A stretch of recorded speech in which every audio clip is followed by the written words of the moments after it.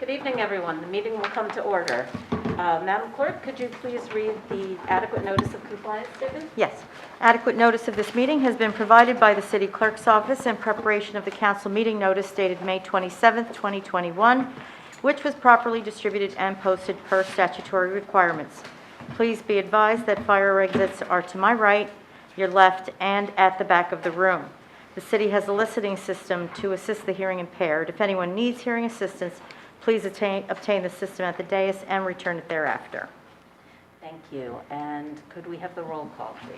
Ms. Allen? Here. Ms. Hairston? Here. Ms. Little? Here. Mr. Naidu? Here. Mr. O'Sullivan? Here. Mr. Vartan? Present. President Fox? Here. Okay, moving on, we've got the Pledge of Allegiance. I guess we'll just all do it together. To the flag of the United States of America and to the republic for which it stands, one nation, under God, indivisible, with liberty and justice for all. Madam Clerk, could you please read the notices regarding closed session and hearings and comments, please? A closed session meeting is authorized by state statute, was announced and held prior to the start of this meeting, and the known items for discussion were listed on the published closed session agenda. Please be advised that council meetings are broadcast live on Summit YouTube channel and Comcast Channel 36 and Verizon Channel 30, and rebroadcast on Thursdays and Saturdays on HTTV on Comcast 36 and Verizon 33. When invited to speak, please come to the lectern, clearly state your name and address, spell your last name, and speak into the podium microphone so that your comments can be understood by all and properly recorded. Whenever an audience or council member reads from a prepared statement, please give or email a copy to the City Clerk's office at rlucatis@cityofsummit.org. To help facilitate an orderly meeting and to permit all to be heard, speakers are asked to limit their comments to approximately 3 minutes or so in length. Unless you are using an electronic device to follow the meeting agenda or need it for professional emergency contact purposes, please turn it off. Thank you. Thank you. Now we're on to the minutes for approval. Do I have a motion to approve the regular and closed session minutes of June 1st and June 14th? So moved. Second. Okay. All those in favor? Aye. Aye. Any opposed? Do we have any Should abstentions? I abstain? I missed the 14th Yes. meeting. Yes, so you're abstaining from the first, Susan, and Danny, I'm you're... abstaining from June 14th. Okay, And I'm abstaining from June 1st as well. okay. You got that? Yes. Okay. All right, terrific. So now we're on to reports. Madam Mayor? Thank you, Council President. Good evening, everyone. This past week, we said goodbye to Ryan McGovern, a longtime Summit resident, Summit High School graduate, foreman in the Department of Community Service, and employee of the City of Summit for the past 18 years. Ryan was a shining example of the person we should all aspire to be, strong in character, dedicated to his job, and courageous in his fight against cancer. He was devoted to his family and the many, many people he called friends. To the end, he was kind and compassionate to those who needed a helping hand or a kind word. May his memory never leave us. May his spirit never leave our hearts, and may the way he lived his life be an inspiration to us all. God bless Ryan McGovern, and on behalf of the city staff and Summit's governing body, we send our sincerest condolences to his family. I would now like to ask for a moment of silence, please.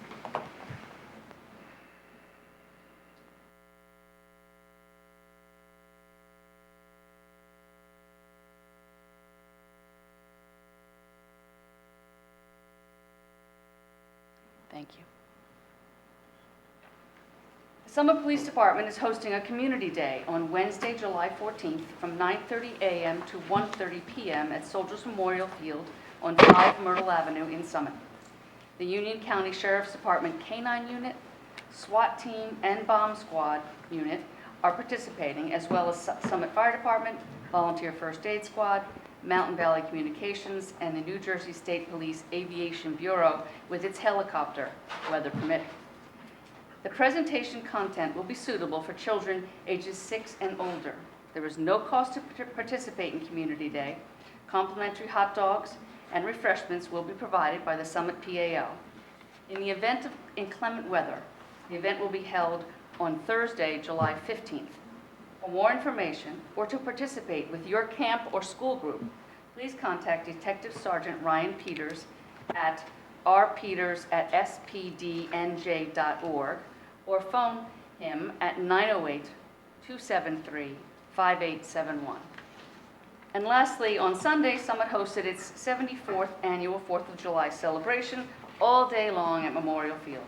There was an incredible community turnout starting at noon with the flag raising and children's bicycle parade.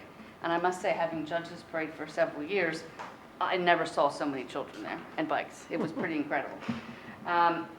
The activities continued throughout the afternoon with amusements, concerts, and lots of food. The fireworks were truly spectacular. A huge thank you to the Department of Community Programs that organized all aspects of a truly amazing day, and the Division of Public Works, Summit Police, Fire, and EMS who make the day possible. I appreciate that you come to work so the community can celebrate, and we really needed it this year. Thank you. Thank you. Thank you, Madam Mayor. And now on to Michael Rogers for the City Administrator's report. Thank you, Council President. Good evening, everyone. Just like to say a few words about Ryan. From the time I met Ryan 6 years ago, and during many more interactions I had with him over the years, Ryan had this unique ability to make you smile and feel good about the rest of your day. He was a genuine person, and he imparted that authenticity every time our paths crossed. Throughout his battle with cancer, I grew to know and admire him for not only the extremely kind person and outstanding employee he was, but for what he meant to his City of Summit DPW crew and his colleagues throughout the city organization. In all my years in local government administration, I have never seen such an overwhelming response of support when Ryan needed it most. His presence will be missed, will be greatly missed. My sincerest condolences to the McGovern family. Starting today, Nelson Tree Service will be doing tree work in East Summit, lasting for approximately 2 months. Nelson Tree Service has been contracted by Jersey Central Power and Light to do this work. You can find a list of streets where trees will be trimmed on the City Summit website. And finally, the track at Investors Bank Field will be closed for a resurfacing project that started today. The work will be completed by American Athletic Track and Turf and is expected to last approximately 2 to 4 weeks. The timeline is weather dependent, of course. During resurfacing, the track and field will not be accessible to the public and gates will be locked. And that's all I have this evening, Council President. Thank you.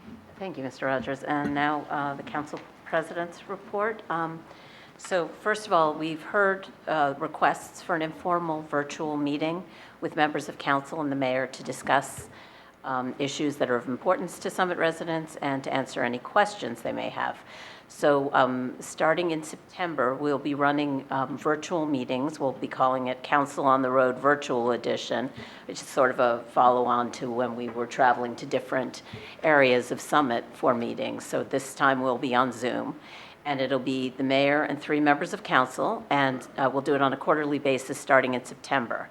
The meetings can only accommodate 3 members of council so as to comply with the Open Public Meetings Act. We will not be conducting any official business in these meetings. Rather, it'll be an informal opportunity for residents to get their questions answered and to have more of a conversation with the mayor and council. So keep an eye out for information on the September meeting date, and we will publicize that in the Zoom link as we get closer. I also wanted to update you on the efforts to provide for a hybrid meeting format. As I've explained, we have to add equipment to allow viewers on HTTV and YouTube, as well as those attending the meeting in person, to be able to see and hear the comments of those who are participating remotely. The clerk's office has requested a proposal from the city's audiovisual company, and will be seeking out additional proposals for equipment upgrades to enable a hybrid meeting. Once the city receives proposals, the Technology Advisory Committee will assist in evaluating these proposals. So we'll keep you posted as that moves along. The next Summit Free Market is Saturday, July 10th from 8 a.m. to 3 p.m. at the Summit Transfer Station at 40 New Providence Avenue. And item drop-off and shopping are by appointment only. Sign-ups are for 30-minute time slots, and they began today at noon, but spaces are still available. Masks are available unless fully vaccinated. And for larger pieces of furniture, please visit the Virtual Summit Free Market on Facebook. Finally, 4th of July. Summit hosted one of its finest 4th of July celebrations that I can recall. I would also like to express my appreciation to city staff and first responders for all your work in making this happen. The staff has estimated that nearly 3,000 people participated in the fun, well-run, well-organized activities at Memorial Field. It was a great day, and I was proud to be a part of it, so thank you. So with that, we'll move on to the mayor's presentation of the Lewis Bay Scholarship Competition. Yes, and I would like to ask Claire Gall to please meet me at the podium.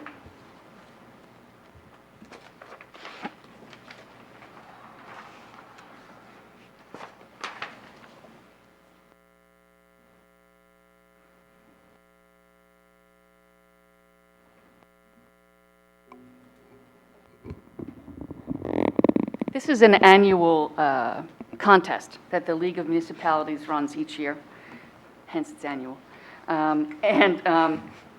Students at the high school are asked if they want to participate in this scholarship contest to write an essay about what their local government and the city means to them. So Claire was, there were multiple students that submitted essays. I chose with another couple of groups of people, Rosie Linketies and a few other folks read the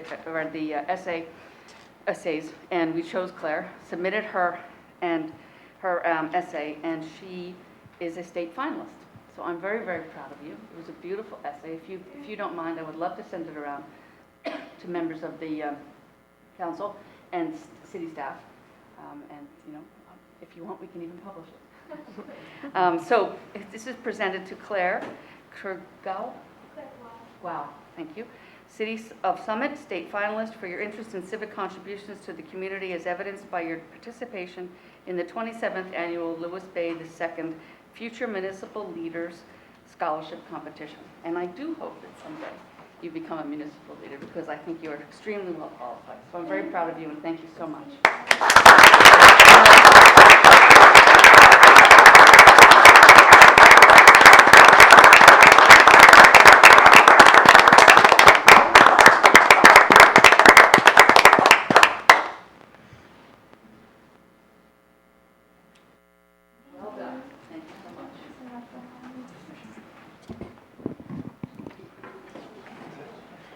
Congratulations. And now we're moving on to the public comment period.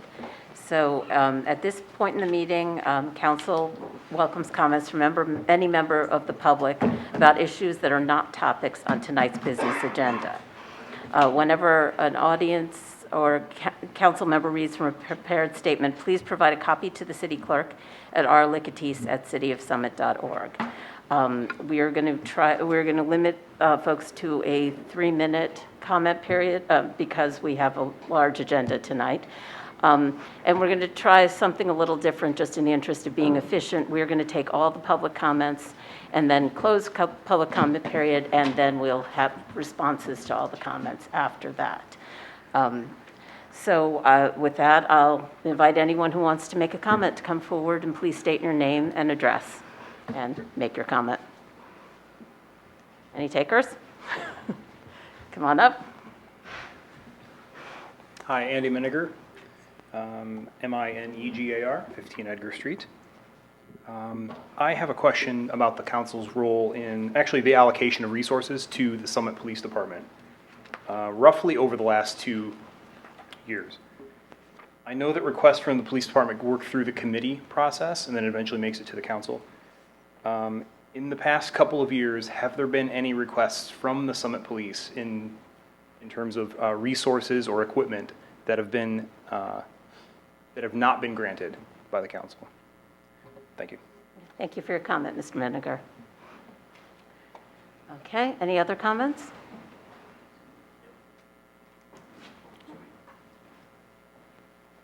Mask her down, is that okay? Yes, me sure. down. Oh, sorry. Yes. Hi, David Fosgate, 32 Laurel Avenue, Fosgate.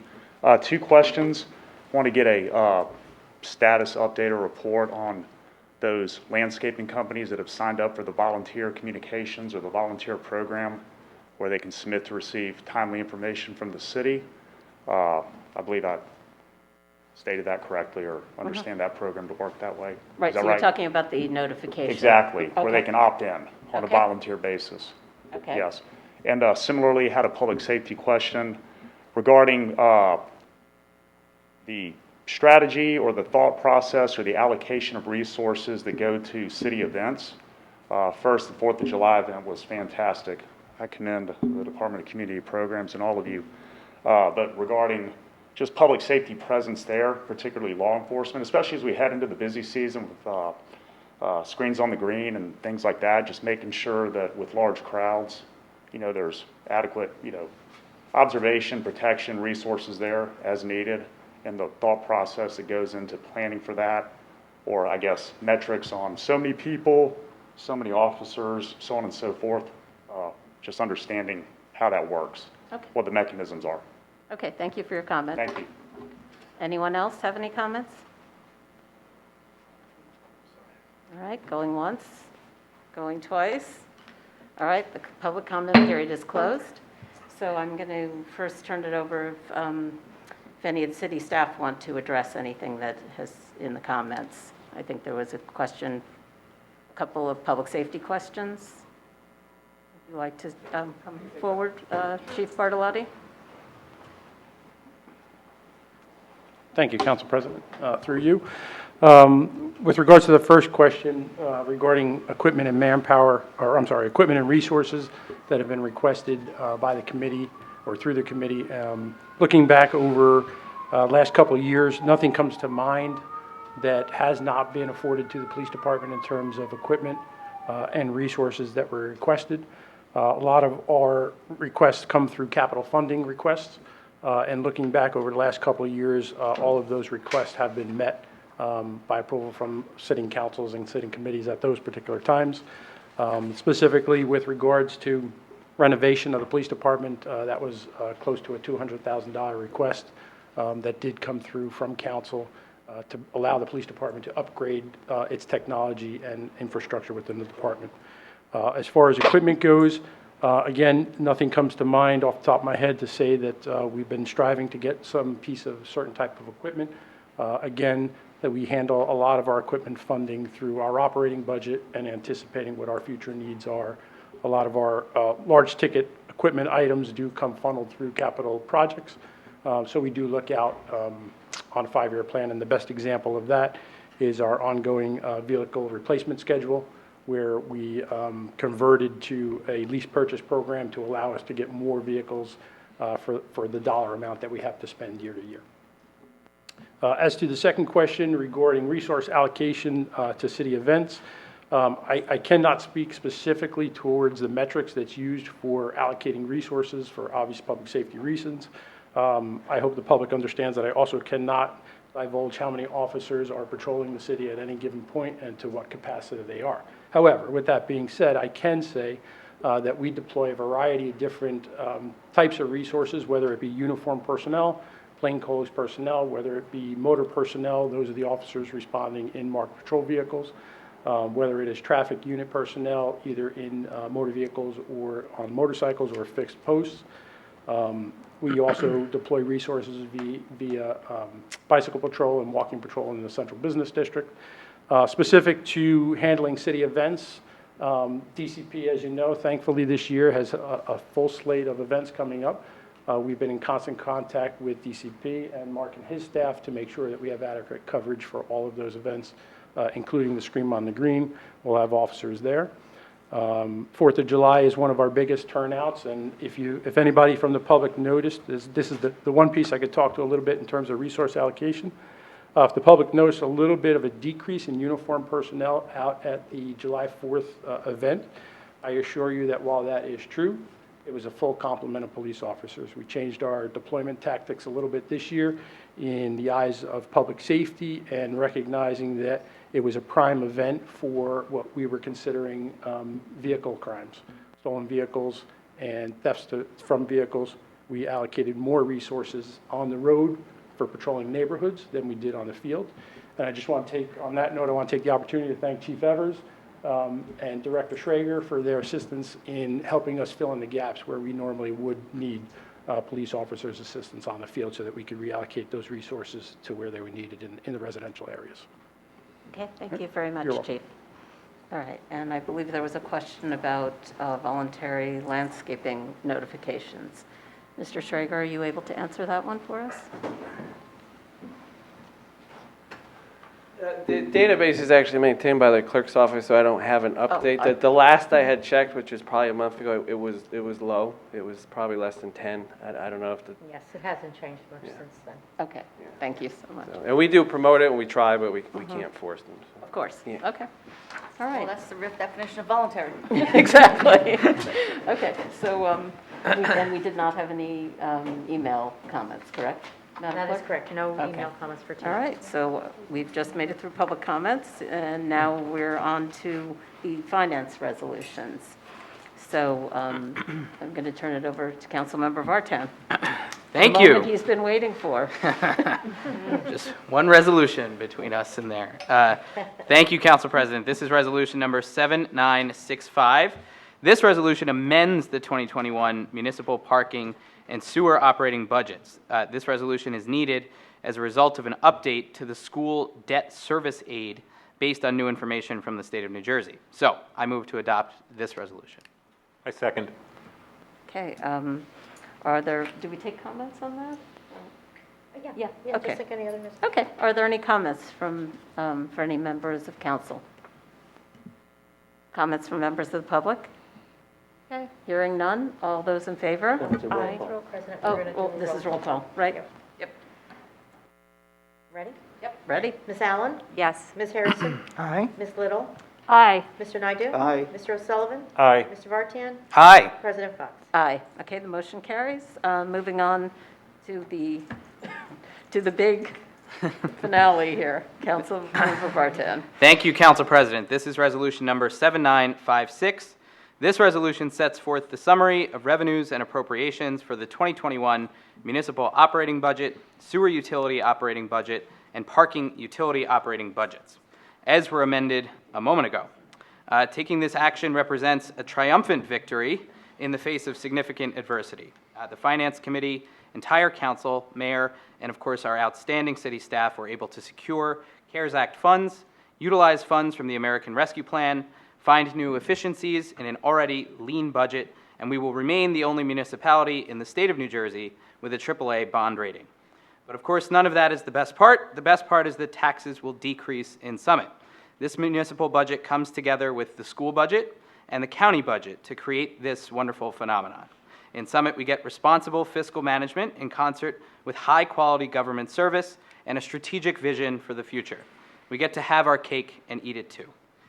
To city staff and to my esteemed colleagues, I say thank you again for your resilience and dedication.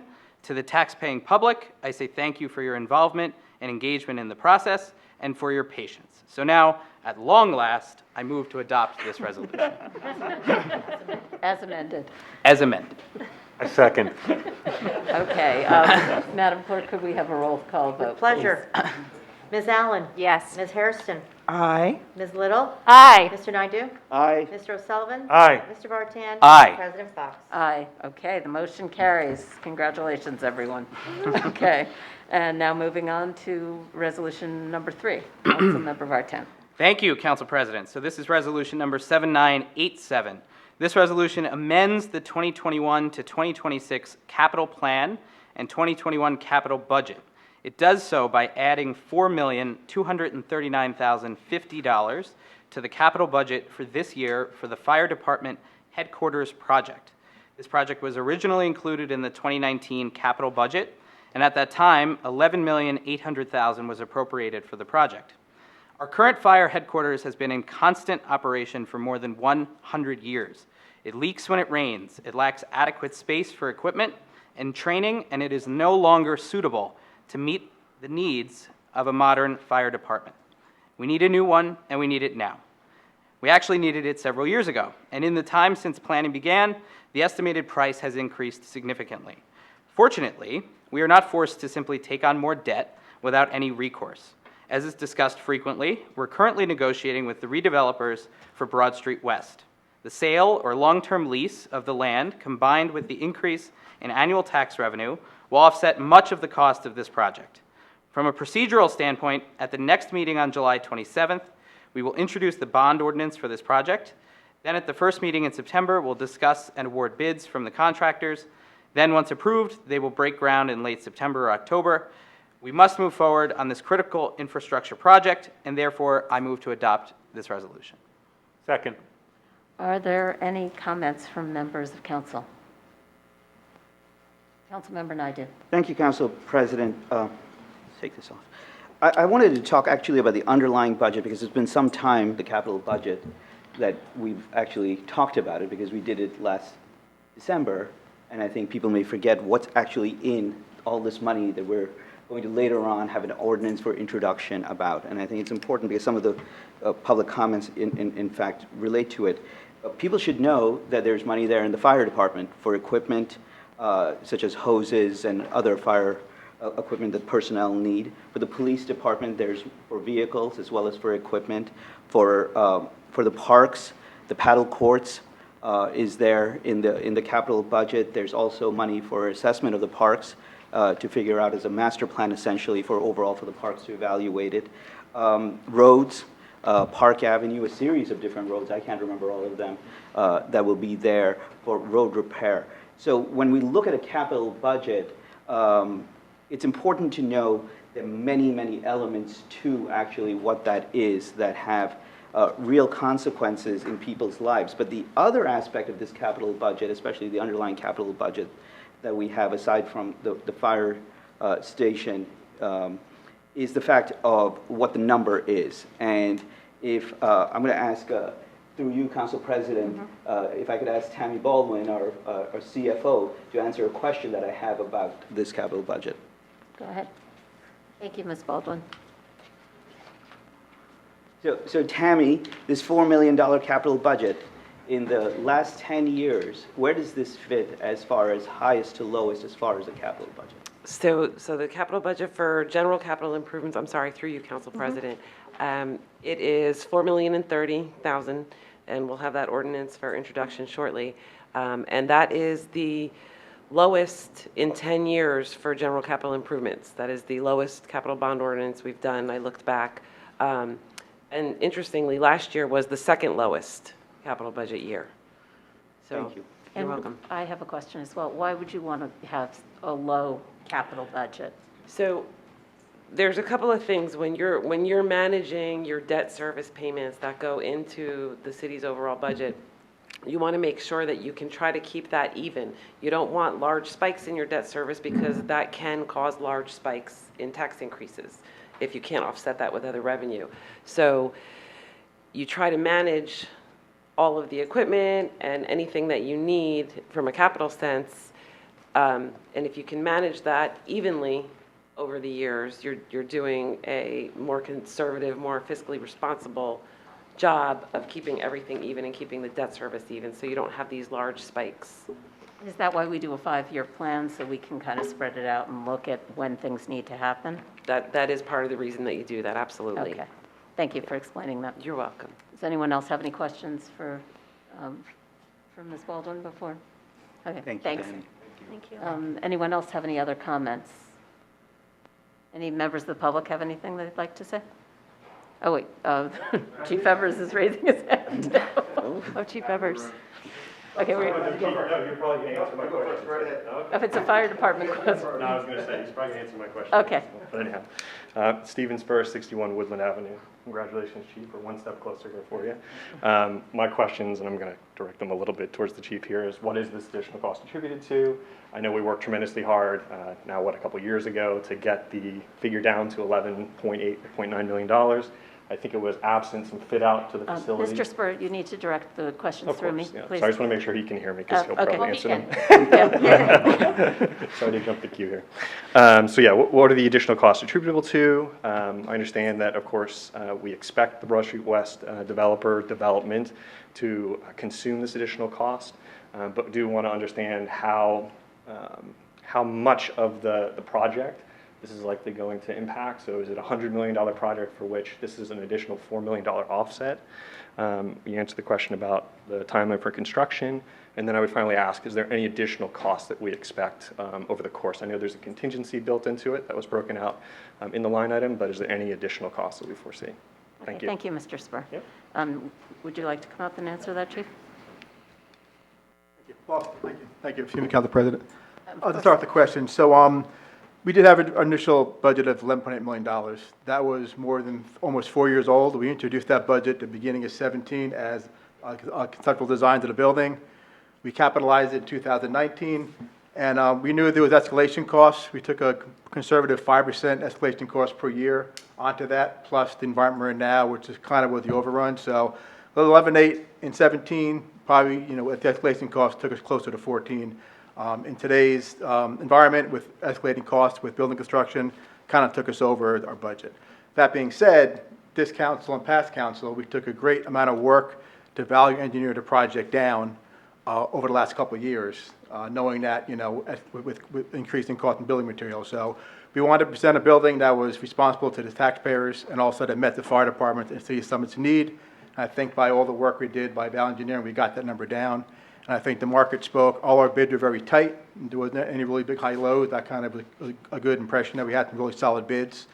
So that was kind of the two big things. The material cost and escalation cost is where we wound up today with the market cost. So I hope that answered your questions there. So I just wanted to talk to council real quick about it. I know it's been a long project. It's the firehouse. We started this in 2015, all the studies. And I know this council, past council, spent a lot of time working on this project, designing the building. I just wanted to thank council for consideration, understanding for the couple of years to get to this point. We're excited about it. We hope that we're going to continue the course of hopefully have a shovel in the ground by early fall, and hopefully within 18 months have a building we can cut the ribbon on this. So if any questions at all with the project, I'm more than happy to answer them. Anybody? Does anyone? Councilmember Little. I just have a comment more. I was on the safety committee through a lot of this process, and I want to thank you and your staff that really worked on this, because you all were so open to considering different options, looking at ways to cut costs, looking at different alternatives, and ways to make sure this is a fire station for the future and not just for right now, but also being really aware that, you're trying to make a really value-rich building and making sure that every dollar that's spent is necessary and needed and spent in a really wise way. So I really want to thank you for all the hard work that's gone in this. This was very, very much a collaborative process, and it worked very well, I think. Yeah, thank you. And also, Battalion Chief and Bimbo, Lieutenant Hornoid, they were our project managers in the fire department. Those, and plus the firemen, they did a tremendous job on taking this project on, making sure they met our needs, and hopefully stay within budget, within the environment. They did a great job, and they continue to do a lot of work as we move forward. A lot more work to do as far as the cost goes and building goes, management, so it'll be an ongoing process. So we're confident we're going to deliver a nice building to the City of Summit that's going to meet our needs today and also further down the road. So, Any other comments? Councilmember Naidoo. Thank you. Not for the chief. Thank you. Okay. I will try to address Mr. Spur's comment with regard to the redevelopment versus the cost issue.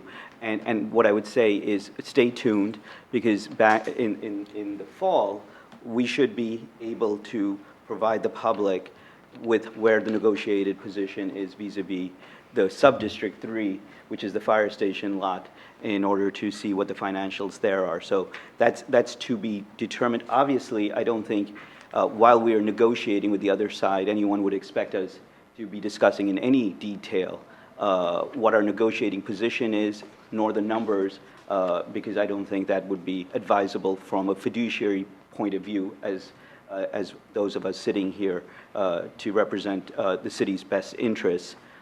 And so that, I don't think we should get into the numbers here tonight.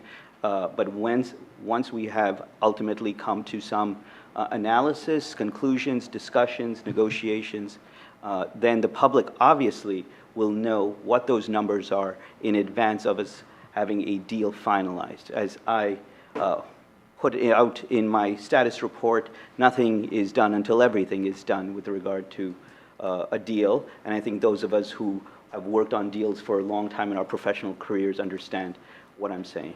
So with that, that's my comments on that topic. Thank you, Councilmember Naidu. Anyone else have anything they'd like to say?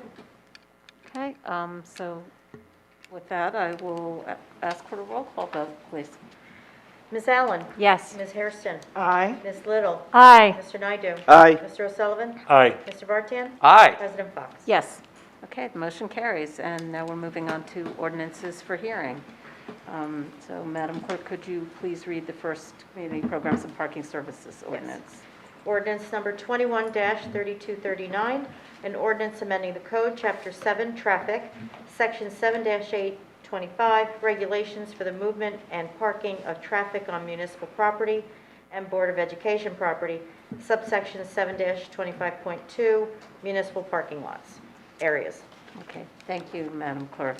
So, Councilmember O'Sullivan, would you like to introduce this for hearing? Thank you, Council President. This ordinance is part of the city's plan to remove the gates at each of our DeForest lots, enabling the city to save hundreds of thousands of dollars on a new system. And the reason for the ordinance is because of a small change in the fee structure. Right now, every time you pull a ticket at the gate, you start the clock on 1 free hour of parking, and you can do that multiple times a day across all 3 lots.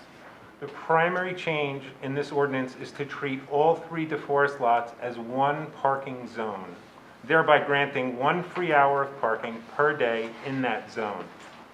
The rest of the fee structure remains exactly as it currently exists. The change to this ordinance will allow the city to simplify parking all over our downtown, as it makes parking in the DeForest lots more consistent with our on-street parking experience with the use of kiosks and the Park Mobile app. If passed, this ordinance will go into effect on September 1st, 2021. And I want to open this up for the hearing. I second. Okay, so I'm going to open the hearing. Does anyone on council have any comments? Councilmember I have a question. Allen. Yes. Yes, Councilman O'Sullivan, just to clarify, the limit when you go there is 90 minutes. I have a couple questions, if that's okay. So when you go to use the parking, is it going to be limited to 90 minutes, or can they extend it? Oh, you can park. Well, you can start your clock when you go in to the lot, like you would park on the street. So you can say 90 minutes, you can say 2 hours, you can say 5 hours, you can say 6 hours, but now you're triggering anything over 5 hours is going to be $50. Okay. Right? But yeah, you have the freedom to choose. If you know you're going to be eating a lunch at one of our sit-down restaurants and it's going to be a 2-hour business lunch, well, yeah, you can prepay 2.5 hours just to give yourself a cushion. If you're going to get a haircut, an hour. If you're just going into the drugstore, you're going to get your free hour. So you're just running errands, you're going to get your free hour, just like you're parking on the street. Okay. I'm sorry, through you, Council President. Yes, I just want to make sure, because the other parking, like the garages, I think, is there a 90-minute limit? That's why when we say it's exactly the same, I just want to clarify, because when I'm out, and and I'm good with getting rid of the gates, I just want to make sure when I go out and I park, and, okay. And if I'm out and I forget, I just wanted to make sure that people have a longer period of time, because I think there is a time limit on the other parking. So, but maybe I'm incorrect. Through you, Council President. Absolutely, thank Rita you. McBinney, Parking Services Director. The garages are a little different. The Broad Street garage is strictly for either resident commuters or downtown employees working all day. That's a full day rate. The tier garage, the ground level, is for 2 hours. And then the upper levels are for all-day parking for downtown employees. But the DeForest lots, each person will have up to 5 hours to park. Right. Anything over 5 hours will cost them $50. We would prefer not that, because they are for shopper parking. But they can choose whatever time they want. And the other great thing about it is, just like on the street, if they're, let's say, they have a 2-hour hair appointment and then they run into a friend and they want to go to lunch with that friend, they don't have to go back to the kiosk. With Park Mobile, you can just add time. So it's very simple, it's very easy. If they do it at the kiosk, they just put their cell phone number in the kiosk, and then they'll get a 15-minute text saying your parking time is up, do you want to reload? As long as it's within that 5 hours, they're able to do so. Thank you so much. Oh, you're welcome. Thank you. Does anyone else have any questions for Director McNanny while she's up? I just wanted to clarify because I think Councilmember O'Sullivan said it would be consistent with the rest of the parking downtown. We have different time limits in different areas of town, so that's not what we're talking about, but we're talking about the same kiosk system and the same Park Mobile system will be used in all of our downtown parking. I mean, there's different areas. The Y is different from the downtown, that is different from the garages, is different from the DeForest lots in terms of the time limits that you're allowed to park. But the same, you will use the same technology and the same systems everywhere in town now. That's correct. Okay, did you have? Yeah, I did. Go Thank ahead, you, Council. Councilman. Thank you, Go Council ahead. President. Actually, when Councilman O'Sullivan was speaking, it made me think of one of the issues that we always deal with parking, especially in downtown, and that is turnover. And am I thinking of this correctly, Rita, in the sense that right now, the way the system is, that you could have people who are rigging the system, right, that you've spoken about, who go from lot to lot, but who are probably employees or something downtown. That's But are correct. not shoppers and customers of the stores, which is primarily what the retail people want, right? They want new people coming in. And we always have this discussion. So actually, the way that this system would be rolled out, it would actually help with turnover. Am I understanding that correctly? Well, that's our goal. We want the turnover without the gates. Correct. But there will be those. That's why we're closing the gap on them jumping from lot to lot, getting an extra hour throughout the day, where they'll just get 1 hour, and that will help a lot. The customer's still going to get their hour. It will be cumulative throughout the day, so even if they come in the morning, the system will be able to say, okay, they were only here for 2 hours, but they come back at 3 o'clock for another 2 hours, they're still under the 5-hour limit. Yeah. So, we're hoping, but since we won't have any gates, there will be enforcement. And unfortunately for those who want to continue, just like on the street, abuse the system, we have an enforcement tool. Right. And following up on that, just so people don't get the impression we're trying to punish employees who may also be people who use the facilities downtown, there is now certainly ample parking on the various employee lots, and that is a fixed amount for the entire day for employees. That's correct. It's $4 for the day with a permit. Okay, thank you. Councilmember Hairston. Thank you, Council President.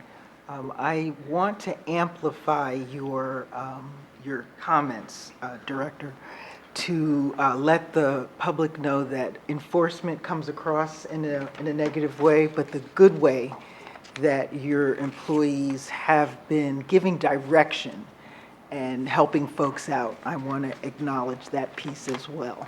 Yes, I mean, with anything that we try to do here at the city, it's engineering. So again, we're engineering the program to eliminate a gap that we've had for years with that extra hour and then taking advantage of that.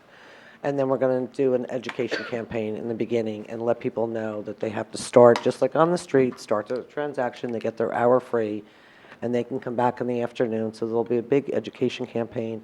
And then those that don't want to follow the rules, there is enforcement. Thank you. Are there any other comments or questions? Can I ask one more? Yes, go ahead. Okay, thank you, Council President. Through you. Councilman Naidu just prompted a question in my head that are we looking to do turnover, or are we looking to ensure that employees don't park in the parking lot? I asked that question because I feel like I sometimes want to stay 3 hours, or I used to stay 3 hours. Now I'm downtown working, so I'm in the parking garage. But are we trying to encourage turnover, or are we really just trying to avoid employees not parking there? No, we're definitely trying to encourage turnover through you, Council President.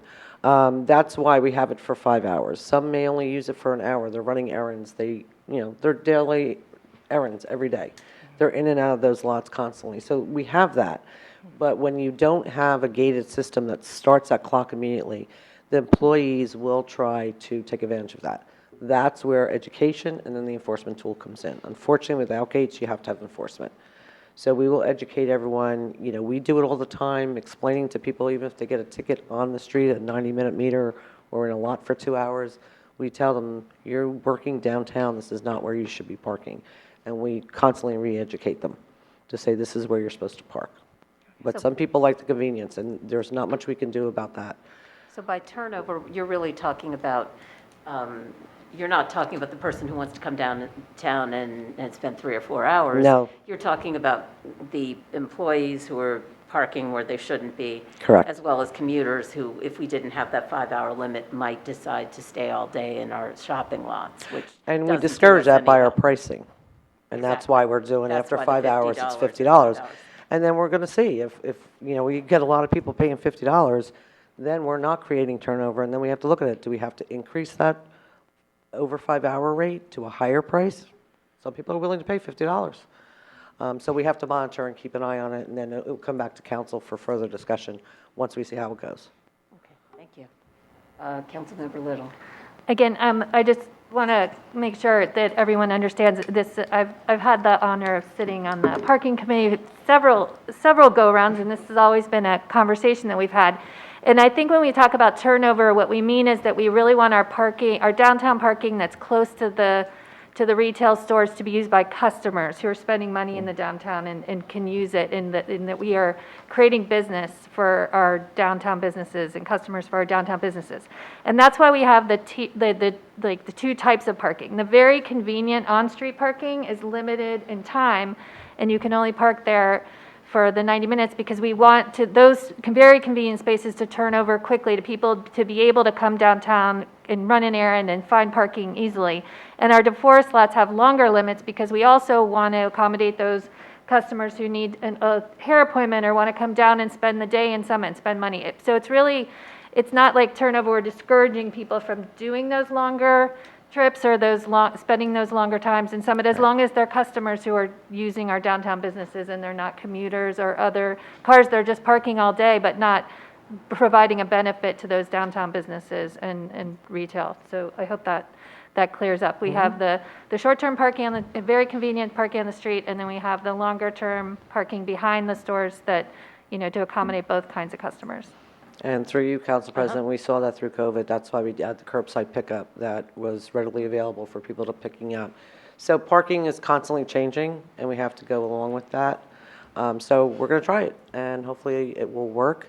But unfortunately, we really need to do a great education campaign so our customers know that, look, you can quickly add time if you need it, up to 5 hours, but the employees, those that really shouldn't be parking there, and don't pay, they will get a ticket.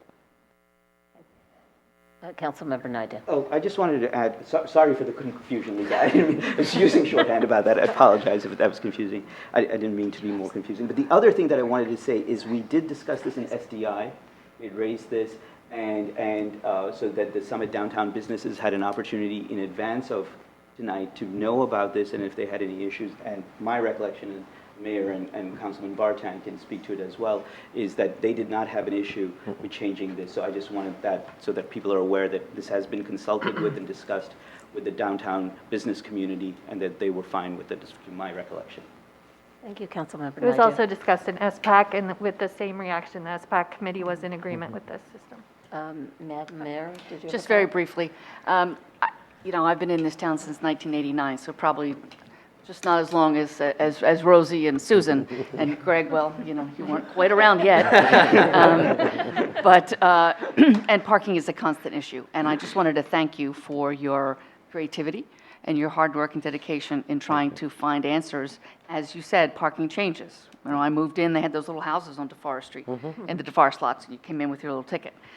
So it's changed a lot, but you've pivoted, and I want to thank the committee because there's a lot of work put into this. So I really appreciate it. Sure. Thank you. My pleasure.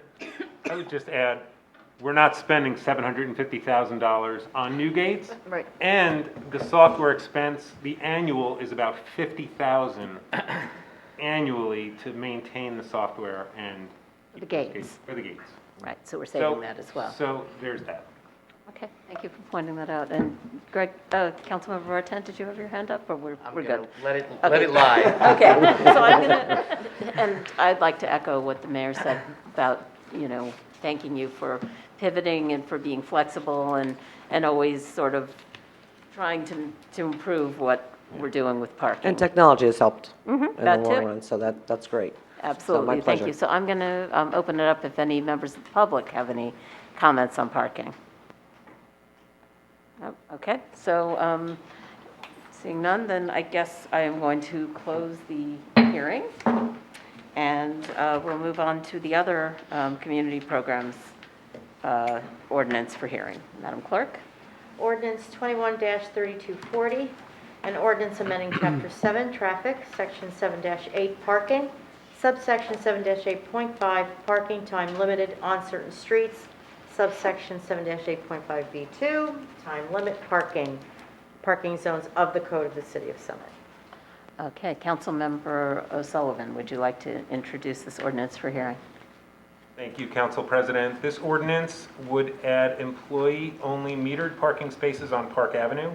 So for full transparency, Parking Services received a request from TNT Dog Grooming to add on-street paid parking spaces for employees on Park Avenue, similar to the employee parking spaces in our downtown and other parts of the CRBD.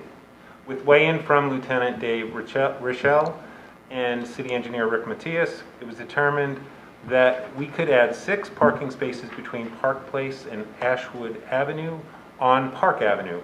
Letters were sent out to local businesses and residents to alert them about tonight's hearing and the potential change.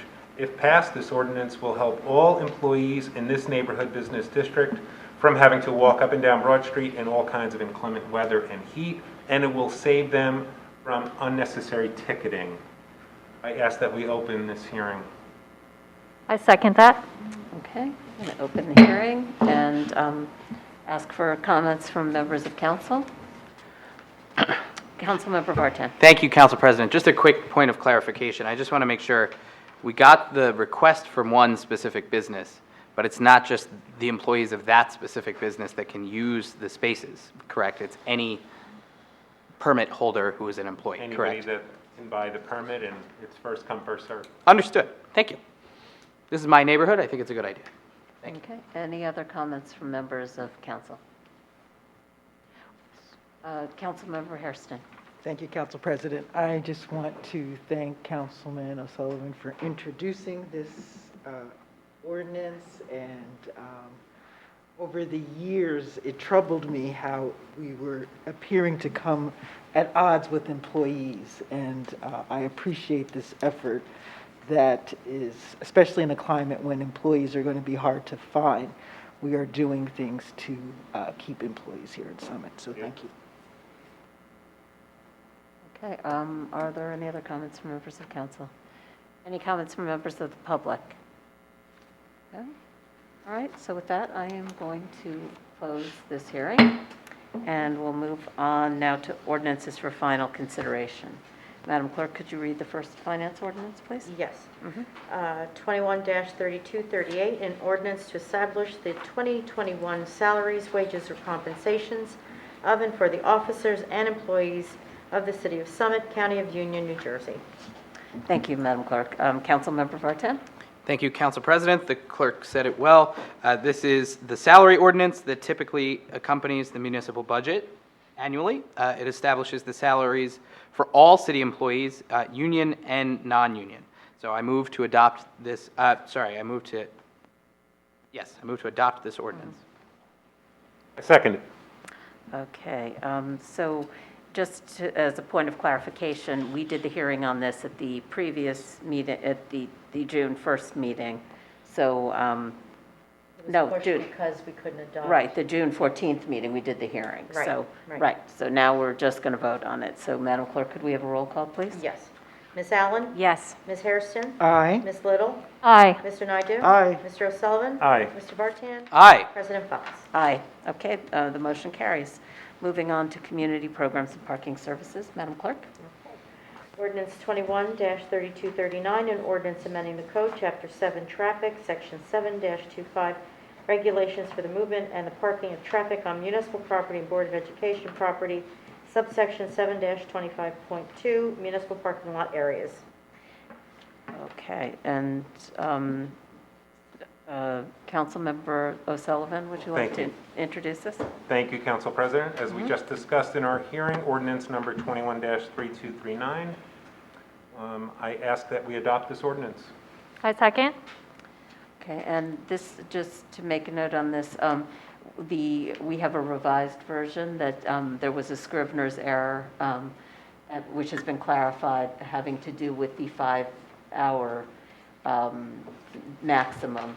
So it doesn't change the language, it just makes it clear that 5 hours or less is $5, and when you go over 5 hours, it goes to $50. So it's what it said in the text of it, but in the little text box, it wasn't stated quite as clearly. So just wanted to make sure everyone was aware of that. And with that, Madam Clerk, could we have a roll call, please? Ms. Allen? Yes. Ms. Hairston? Aye. Ms. Little? Aye. Mr. Naidu? Aye. Mr. O'Sullivan? Aye. Mr. Vartan? Aye. President Fox? Aye. Motion carries. And now we're moving on to the second community programs ordinance. Thank you. Oh, I'm sorry. Sorry. I just Sorry. want to read it. Clerk has to You're read it anxious, first. Danny. Ordinance 21-3240, an ordinance amending Chapter 7 Traffic, Section 7-8 Parking, subsection 7-8.5 Parking Time Limited on certain streets, subsection 7-8.5B2 Time Limit Parking, Parking Zones of the Code of the City of Summit. Thank you, Madam Clerk. Now, Councilmember O'Sullivan, would you Thank like you. to go ahead? Thank you, Council President. As we just discussed, ordinance 21-3240 to add parking, metered parking spaces on Park Avenue. I ask that we approve this ordinance. I second. Okay, could we have a roll call, please? Ms. Allen? Yes. Ms. Hairston?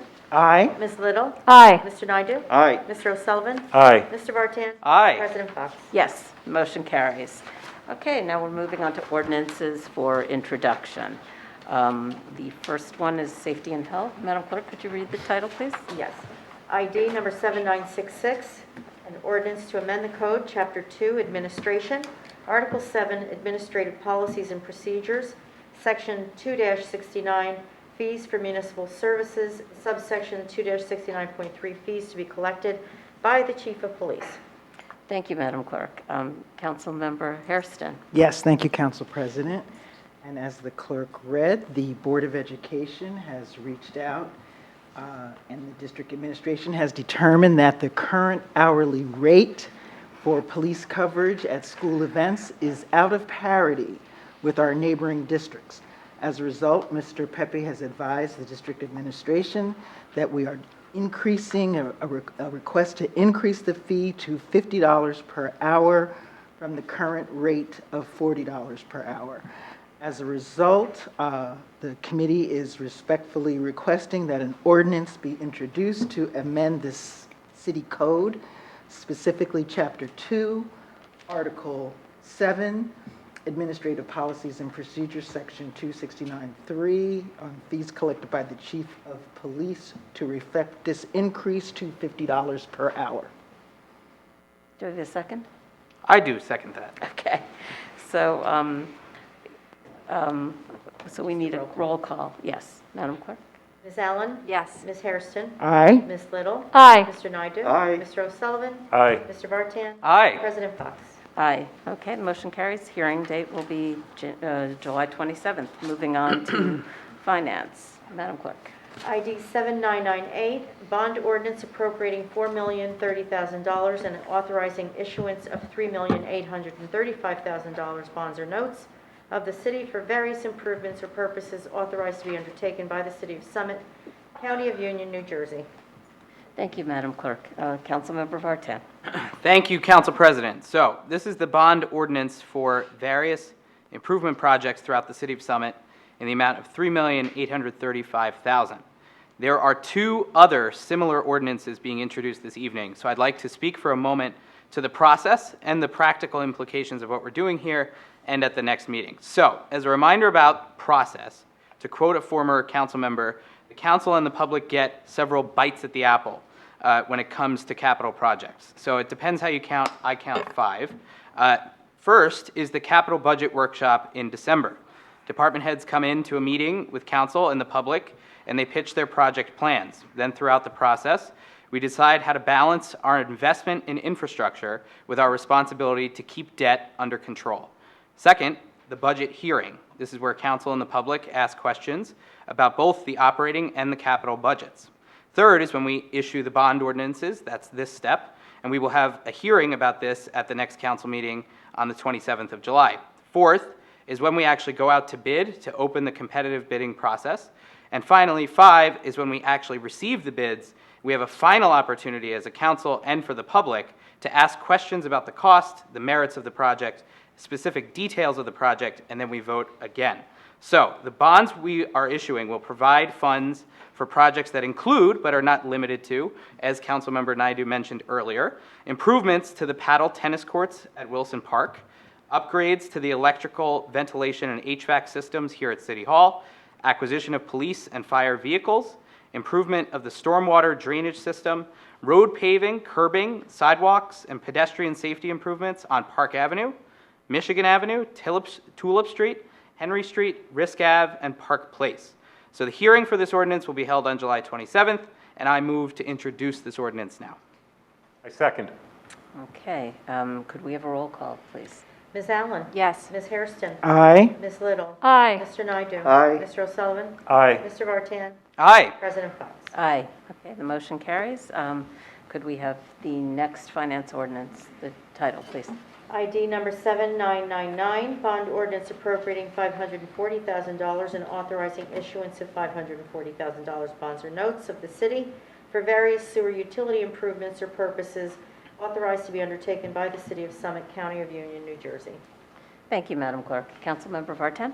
Thank you, Council President. This is an ordinance to issue bonds in the amount of $540,000 for various sewer utility improvement projects. The hearing for this ordinance will be held on July 27th. I move to introduce this ordinance. I second it. Okay, Madam Clerk, could we have a roll call, please? Ms. Allen? Aye. Ms. Hairston? Aye. Ms. Little? Aye. Mr. Naidu? Aye. Mr. O'Sullivan? Aye. Mr. Vartan? Aye. President Fox? Aye. Motion carries. And we have one last finance ordinance for introduction. It's a long one. Yeah. You get to read every town in the joint meeting. I'll defer to our assistant counsel. Do I have to read every? I don't think so. Oh, you're not asking me? You're not asking me? I don't know. You look like you were looking Yes, at me. No, you don't have to read summarize. everyone. Can I summarize? Yeah. Okay, good, thanks. ID number 8008, this is a bond ordinance providing for improvements of the sewerage facilities owned by the joint meeting, which consists of various towns within Union and Essex County, and we're appropriating $995,000, therefore authorizing issuance of $995,000 in bonds or notes of said city of Summit for financing its share of the cost of such improvement. Nicely done, Madam Clerk. Thank you. If you ask me to repeat that, I can't. Okay. All right, Councilmember Vartan. Thank you, Council President. You'll have to repeat it at the next meeting. Yeah, I won't. This is an ordinance to issue bonds in the amount of $995,000 for Summit's contribution to the joint meetings improvement projects. As a reminder to folks, the joint meeting is our wastewater treatment center and one of the oldest examples of a shared service in the history of New Jersey. The hearing for this ordinance will be held on July 27th as well. I move to introduce this ordinance. I second it. Okay, roll call, please, Madam Clerk. Ms. Allen? Yes. Ms. Hairston? Aye. Ms. Little? Aye. Mr. Naidu? Aye. Mr. O'Sullivan? Aye. Mr. Vartan? Aye. President Fox? Aye. Okay, motion carries. So we're now moving on to resolutions. So Councilmember Vartan, do you want to pick up with finance number 1 again, I guess? I can do that. Okay. Okay, this is number 7969. This is a resolution establishing the salaries for those members of city staff who are non-union employees who have reached the highest possible step. This resolution also adjusts those salaries by an additional 2% as a cost of living allowance. We are taking this action in conjunction with the passage of the budget, and this is accounted for within the budget. I move to adopt this resolution. Do we have a second? Second. Okay. So are there any comments from members of council? Any comments from members of the public? Okay. All right, hearing none. All those in favor? Aye. Any opposed? Okay, motion carries. Finance number 2, Councilmember Vartan. Thank you, Council President. This resolution is number 7981, and it authorizes execution of a contract for payroll, HR, and time and attendance services for the City of Summit with Prime Point LLC for $60,000 per contract year. The term of this contract is 3 years, beginning in the fourth quarter on October 1st, 2021, and running through September 30th, 2024. There is an option for 2 one-year extensions of the contract for a potential total contract term not to exceed 5 years. I move to adopt this resolution. Second. Are there any comments from members of council? Councilmember Naidoo. I have a question. Are we, have we previously used these guys, or this company, I guess, not guys, this company, Prime Point, and is this like a consolidation of different vendors? And is there cost saving associated with it? I'm going to ask I our can answer CFO that. to come up and take that one. Council President, I can answer Oh, that. okay. We That's have used Prime Point. It's been our vendor for payroll for many years, preceded my tenure. We incorporated it into our human resource system several years ago, so it is an existing platform we use. And Michael, but then we're adding more services through them and therefore consolidating with other, or are there still other vendors that we're using? For what purpose? For time and attendance. There are a couple that we have been using. Police and fire, we use a company called VCS. And then there's a system we've been using in community programs and parking services. It's Smallwood is a local vendor. We're kind of phasing out a little bit, just as far as what we're trying to determine would be a consolidation. So we're just looking at that. That's something we're evaluating. VCS for fire and police, a little bit more nuanced and customized for their type of payroll systems that they have in place. So it seems to work, but again, we're going to continue to evaluate that on a yearly basis to see if Prime Point has improved their platform to perhaps incorporate them, and then the other 2 departments we're looking at as well. Right. So I mean, obviously, to the extent that we can get some cost savings, if we can consolidate, that would be better. I always look at that. Are there any other questions or comments from members of council? Okay. Any comments from members of the public on this one? Come on up. Mr. Fosgate. Thank you. Council President, name and address again, or am I good? No, that's okay. Thank you. Okay. Thank you. I'm happy to do it. I think that's a great observation of the consolidation of time and attendance, and through you, Council President, I guess this would be directed to Michael Rogers. Are there, is there a way to, 2 questions, a way to consolidate, time and attendance systems for those various departments where you said, if I heard you correctly, they're being used exclusively or separate systems already? Are there like subtleties to time and attendance needs or methodology or accounting between like the fire department and those other departments where those cannot be consolidated for any reason? When VCS has been an existing system for could be over 10 years or so, and that was developed and customized for their needs. So there is some nuances to that are best suited for those 2 departments. Yet we still look at Prime Point to see how they're evolving and their platform's evolving and whether they can incorporate. And we're going to continue to do that this year and see if we can make that change.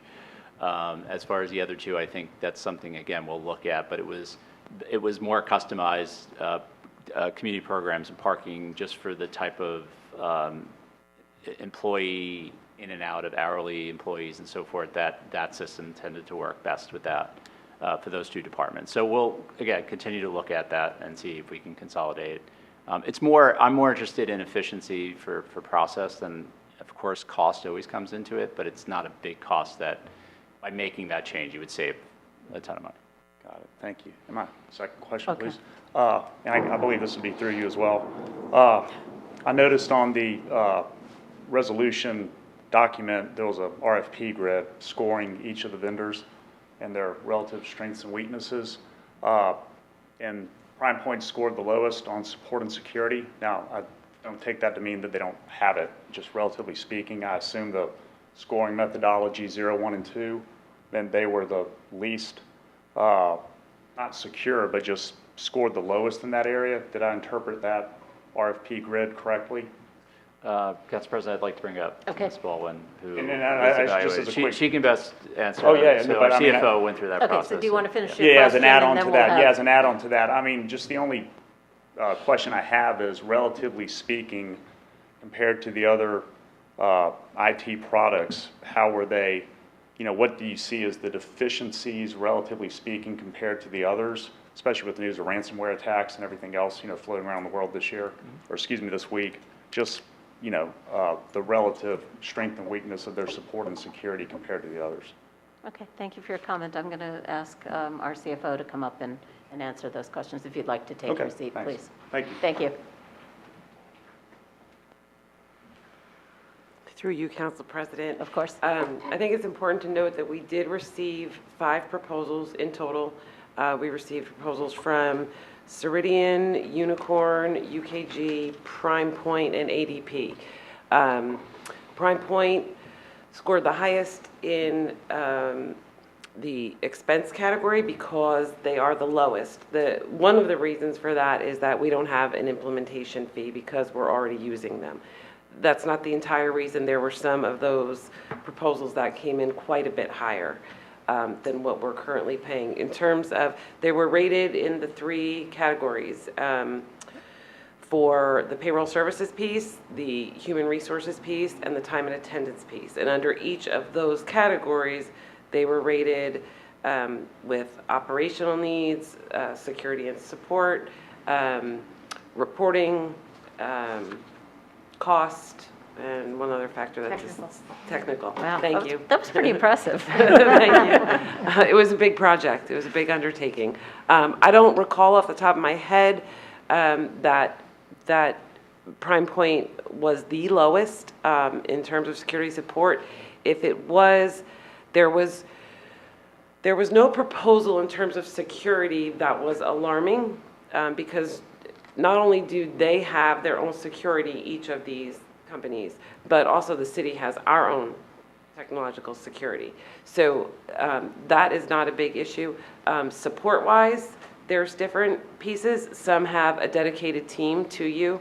Some have time response in which they get back to you, which is longer than others. So that was a part of the support piece when it was looked at. So I'd have to look at that again to remember that exact scoring for that. It may have been more on the support side, just under that caveat, because the security side, I don't think anything was extremely different from one to the other in a concerning way. Okay, thank you for clarifying that. Sure. Anyone else have any questions? Nope. Thank you. All right, so with that, I'm going to call for a vote. All those in favor? Aye. Any opposed? Motion carries. And we have one last finance resolution. Thank you, Council President. This resolution is number 8007, and this resolution authorizes an adjusted franchise fee payment to Hometown Television Incorporated for 2021. Hometown TV received 25% of cable franchise fees collected from Comcast, Verizon, and any other provider for the preceding calendar year. There has been a decline in revenue received from franchise fees, so the city received a request from Hometown TV Board for more money. So for this year only, the city will agree to pay $83,000 to Hometown TV, but then return to 25% of the cable franchise fees in 2022. I move to adopt this resolution. I second it. Are there any comments from members of council? Comments from members of public? Councilmember Naidoo, yes. I just want to note on the record that Councilwoman Allen left because she recused herself because she's on the board of Hometown or Yes, yes, HTTV. okay. Yes. So that's just so it's clear on the record that she did not participate in any of these discussions. Right. And the only other thing is, I think, HTTV not only covers ours, but I believe it covers the zoning board and the planning board meetings. Is that correct? Does anybody, maybe nobody knows the answer? Yeah, they do. It should. Yeah. They are actually Yeah. covered, though. So Okay. I just want, it's not just council meetings, but there are other things that they do cover as well. Okay. Thank you. Are there any comments, other comments from members of council? Council, did you have one, Mr. Spur? Yep, come on up. took the time to read the 300-page packet, so might as well make good use of the That time. was a fun weekend activity. Yeah, right. Thanks for the long weekend. That was good. Stephen Spur, 61 Woodland Avenue. With respect, this is more a comment than a question, really. I would just encourage us as we make this expenditure and continue our good partnership with Hometown Television to partner with them on the hybrid meeting concept, to use their technological capacities and know-how to bring not just Common Council into a hybrid format, but as the chair of the zoning board, another hat I'll wear, to bring zoning and planning as well into hopefully a hybrid format. So I would encourage Okay, that. thank you for Thank that you, Council comment. President. All right, anything else from members of council or members of the public? Okay, hearing none, all those in favor? Aye. Any opposed? And Councilmember Allen, you can come back. She's gone. Okay, so we're moving on now to, she really is gone. Maybe not. Chief's getting. Yeah, okay. So we'll move on to safety and health. Councilmember Hairston, go ahead. Thank you, Council President. I'd like to ask for the resolutions ID 7949, which is to declare a vacancy, or to declare the hiring for a vacancy that was declared on March 2nd during a regular meeting of Common Council. And we'd like to authorize the hiring and appointment of Babatunde Lawal to the position of police officer with an effective date on or about July 12. Babatunde Lawal is a 5-year veteran officer with the Union County Sheriff's Department and has met all the requirements for the appointment as per city ordinance, having successfully completed the background investigation and all psychological, medical, and drug screening exams as required. So I respectfully request approval of this resolution. I second. Okay, are there any comments? Councilmember Allen, we're talking about appointing the new police officer. Thank you. You didn't miss anything. So did anyone have any comments on council? Okay, any comments from members of the public? Okay, all right, so hearing none, all those in favor? Aye. Any opposed? Motion carries, so it's very exciting news. And now moving on to safety and health number 2, Councilmember Hairston. Thank you, Council President. This is resolution ID number 7994 to authorize the execution of Bridgeway Behavioral Health Services Agreement. So over the last 18 months, we've all faced an unprecedented number of challenges and uncertainty. The global pandemic spread illness and death, panic and fear, and it perpetuated an economic recession, leaving people unemployed and unable to pay bills. Our businesses are still struggling to survive. National unrest has led to calls for police reform and social justice. These events have significantly impacted mental health and created new barriers for people already suffering from mental health illness and substance use disorders. As early as April 2020, the Health and Safety Committee recognized the need to set a goal to evaluate and strengthen mental health and social service resources for members of the community.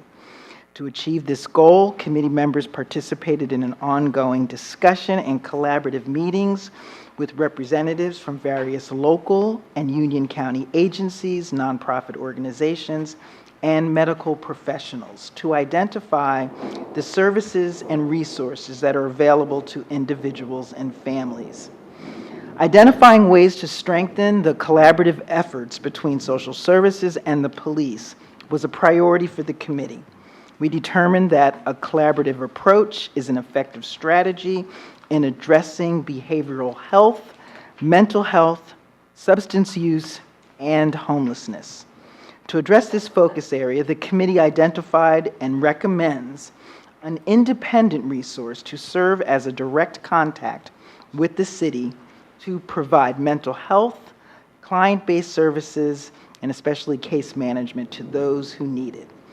Therefore, I respectfully request on behalf of the committee to request a resolution be presented, just read, to enter into an agreement with Bridgeway Behavioral Health Services of Elizabeth to provide at no cost, I want to repeat that, at no cost to the city, available outreach, assessment, and case management services, including homeless outreach, supportive housing, partial care, and supportive employment services to residents of the city of Summit when an identified service need arises. Introduce this resolution. I enthusiastically second. Okay, are there any comments from members of council? Council President. Yes, go ahead, Councilmember Vartan. Thank you, Council President. And thank you, Councilmember Hairston, for your wonderful introduction of this resolution. I've been a volunteer member of Summit EMS for the last 11 years. In that time, I've interacted with several members of our homeless and mentally ill population. The Safety and Health Committee looked at data from EMS over the last 2 years. Since the beginning of 2019 until March of this year, there were about 4,000 calls for medical emergencies. Of those, 400, 10%, were all for the same 14 people. Police, EMS, and sometimes the fire department all respond to hundreds of hours-long calls for this group. So tonight we formalized this partnership with Bridgeway Behavioral Health Services to allow EMS, police, fire, and the Housing Authority to refer people to Bridgeway to provide intervention, rehabilitation, and connect people to housing, employment, addiction treatment, or other resources. The partnership does not cost any money. The goal is twofold: help those people who are struggling to break out of a vicious cycle, and also reduce the strain on our emergency responders who are spending an unbalanced amount of time with a very small group. I hope that we will all support this excellent partnership and that we will soon begin to see the practical benefits, particularly for those individuals in desperate need of help and our police, fire, EMS, and housing authority. Thank you. Councilmember Little. Thank you. I also am, I am so excited and relieved to see this resolution pass tonight. I can speak, way back when I was a prosecutor, I saw on a very personal level, working with police departments, the need for mental health services on many, many police calls. And then at the beginning of the pandemic, this was something that we started talking about almost immediately in the safety committee, how we needed to improve these services. I've seen it as the liaison for the Housing Authority. There's a need for, to just help our residents who are struggling. And we don't have that easy access to mental health services without this piece. But I really want to commend both Chief Bartolotti, who is very, very open in working with us about this, and especially I want to thank Councilmember Hairston. This has been her passion project. She has pushed it forward. She pushed all of us on the safety to make sure this happened. She researched, she brought speakers in, you know, she really did the hard work and the hard lift to make this happen. So I really want to thank you, Councilmember Hairston. This is, I think this is just such an important resolution. I think we're going to look back and say that this was, you know, what maybe one of the more important resolutions we passed this year. This is critically important for the city and the health of our residents. So I really want to thank everyone involved. This was very collaborative and it's really needed, and I'm in full support of this. Thank you, Councilmember Little. Councilmember Allen. I feel the same way. Thank you so much for introducing this resolution tonight. I've had some conversations with Chief Bartolotti because working downtown, I've had a different experience, and that there are some individuals who I feel like this offers an opportunity for compassion and doing the right thing, because I don't know what that process is in terms of those, if they're part of the 14 individuals you're talking about, and I know it's a sensitive issue, but I just want to say that I hope to get the right help, because it can be frightening working downtown and experiencing and coming in contact with some individuals, that I really hope that this is going to be able to target and get them some help. So I don't know how much I can say because it's public, but you know, people come off the train and there are individuals who mentally are at the train station, and it can be a scary moment. So I know Chief Bartolotti knows what I'm talking about. So thank you for doing this. Thank you, Councilmember Allen. Does anyone else have any comments? I would just like to thank Administrator Rogers. We really went a long ways in interviewing firms and finding out about what was going on, and I just appreciate the effort that went into this. Yeah, this has been, it's been a great process. We've talked about it a lot, and it's really nice to see after all these months that it's coming to fruition, and we've found an agency that will work with us and do it at no charge, and hopefully provide help to some of our residents who might really benefit from it. Are there any comments from members of the public? Rex, 63 River Road. I echo everyone's comments made tonight, and I think that's a great resource. So I just had two questions. A few years ago, we were part of an initiative to work with Overlook Hospital, and they were going to partner with us, a social worker. Is that still being done? I think it might have been through the foundation. Is that still being? Yes. So that's obviously in addition to this. Right, but that never was meant to target the homeless. It was more people, particularly families. Correct. Who are just new to the country. Right, and then there was going to be an offshoot of that. The other question is, with this, is there any thought to possibly hire a full-time social worker to help our homeless and our mentally health, individuals with mental health issues? That's actually where we started at the beginning. Right. That was what we were thinking of, but we didn't really know how much need there was and, how much actual work we needed, and the approach of having a contract with Bridgeway was a more flexible approach in the sense that they will dedicate a social worker to us. But we have some flexibility. We might need half a social worker, we might need 1.5 social workers. Right. So and obviously, if we hired a social worker, we would be paying for it. This is covered by, I believe, a lot of state grants and also, I believe, Medicare and Medicaid. Right. Which is great, so kudos. It's actually a cost-saving and much more flexible way to do it. And, if we find down the road that we actually need to hire one, we can also do that. But this is Great. This is a way to get our feet wet and figure out what we need. And will they be housed here, or will it be a call-out type? According to the contract, they'll be here about 1 day a week. Okay, great. And also, congratulations, Chief Bartolotti, being part of this as well. So it's great for the community. Yep. Thank you for your comment. All right, so with that, no one else has any comments. We'll go ahead and vote. All those in favor? Aye. Any opposed?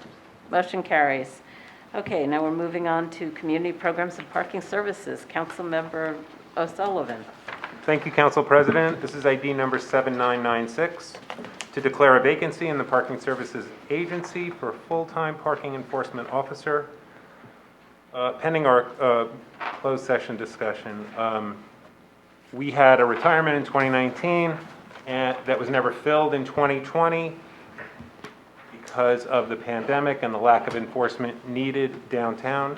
And now we're seeing business pick up and activity pick up, and we are in need of a full-time enforcement officer, so I move this resolution. I second. Are there any comments from members of council? I would also point out that as we're moving towards getting rid of the gates, we need that enforcement officer as well. That's part of the system that we will have to be doing more education and enforcement when the gates are gone to make sure that people are paying. And again, not for punitive purposes, but to make sure that there is turnover and that people are paying their fees. So are there any other comments? Councilmember Little. I'll just quickly say this is another example of Director McNanny being really flexible and really pivoting to the circumstances that she faced over this last year. When this retirement happened, the parking committee took a look and said that, we can hold off on replacing this officer and save some money in the city, because we knew that the parking fees and the revenues in the parking department were going to take a hit during the pandemic. So, I just want to point out Director McNanny is always so great about being flexible, looking at different options, trying to work out different solutions to problems, and this is just another great example of that. So now we need to fill it, and we're going to do it. It's great. Thank you, Councilmember Little. Anyone else have any comments? Okay, any comments from members of the public? Okay, come on up, Mr. Spur.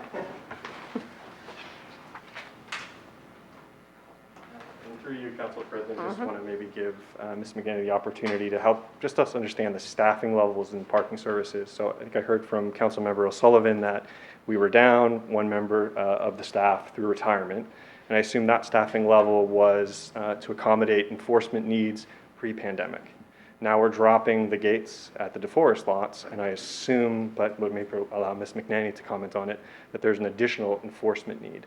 So if I kind of net it all out, we're adding a part-time parking enforcement official. I So I- don't believe so, but I'm going to ask give her- Ms., Director McNanny to come up and answer that.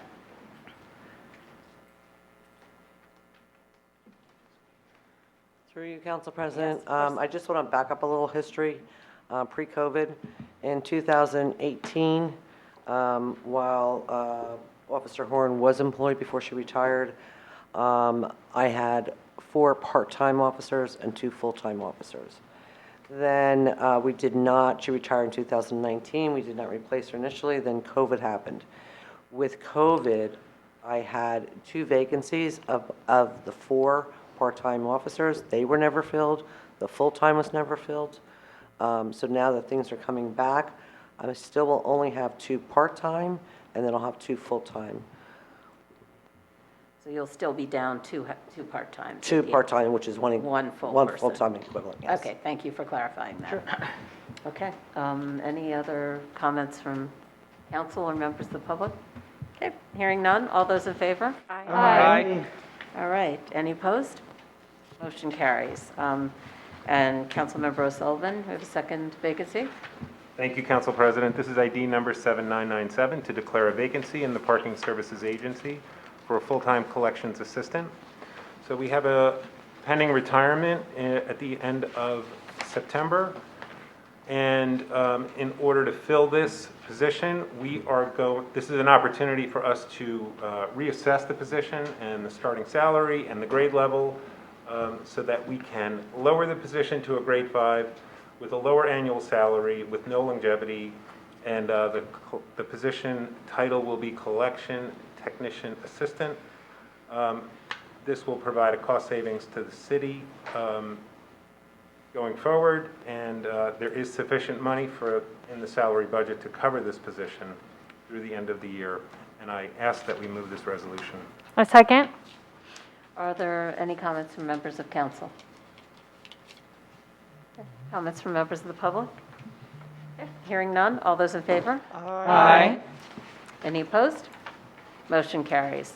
Okay, now we're moving on to the capital projects extravaganza. Councilmember Little, would you like to bundle Thank you, Council anything? President. I do have 10 resolutions tonight, but with your permission, I'm going to bundle 5 of them. Go for So, it.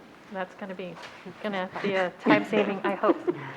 So the first capital projects resolution is number 8001. It's to authorize execution of a First Amendment to an access agreement by and between the City of Summit and the Broad Street West managers for the Broad Street West redevelopment area. If you'll remember, in July of 2020, council authorized an agreement that allowed the developers for the Broad Street West redevelopment project to have access to the city-owned properties within the redevelopment area so they could do due diligence and look at, the negotiations and be able to access those properties so that they could perform surveys, visual inspections, investigations, those types of things. At the time, we had done it for 9 months. These negotiations, however, are still ongoing, so we are asking to extend that agreement and allow for the possibility of 2 60-day extensions. So I ask that we approve this resolution. I second it. Are there any comments from members of council?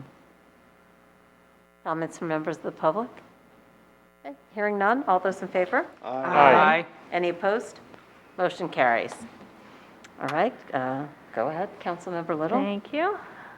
The next capital projects resolution is number 7879, and it is to award the bid for the Edgar Street Improvement Project for the amount of $177,572.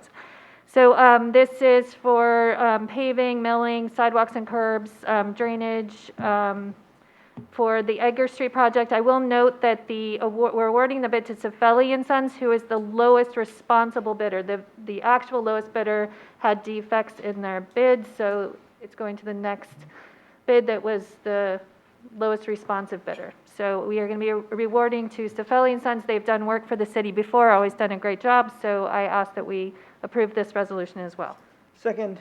Are there any comments from members of council? Any comments from members of the public? Okay, hearing none. All those in favor? Aye. Any opposed? Motion carries. Okay, on to capital projects number 3. Thank Councilmember you. Little. I'm going to be bundling 3, 4, 5, 6, and 7. These are all submissions of grant applications to the New Jersey Department of Transportation. Number 3 is number 7192, and that's for funding under the Transit Village program by the New Jersey Department of Transportation, and that is for a grant that would allow us to complete Phase 3 of the Village Green Pedestrian Safety Project, which would allow for bike storage, ADA improvements, signage, lighting, and beautification of the Village Green. Resolution number 4 is number 7914. That's another grant application to the New Jersey Department of Transportation Bike 2022 project, and that would allow improvements for Phase 2 of the Summit Park line, including bike lanes, racks, and signs in that area.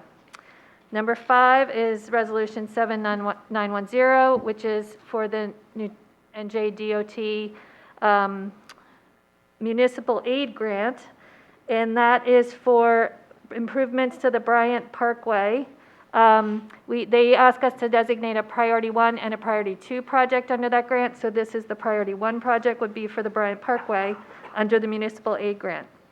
So number 6 is resolution 7911, and that would be for the same grant for the NJDOT municipal aid grant for priority 2, which would be Prospect Street. And finally, number 7, which is number 7913, is an application to the New Jersey Department of Transportation Safe Streets to Transit grant, and that would again be a grant for application for that Phase 3 Village Green pedestrian safety, so we're applying for that same project under 2 different grants.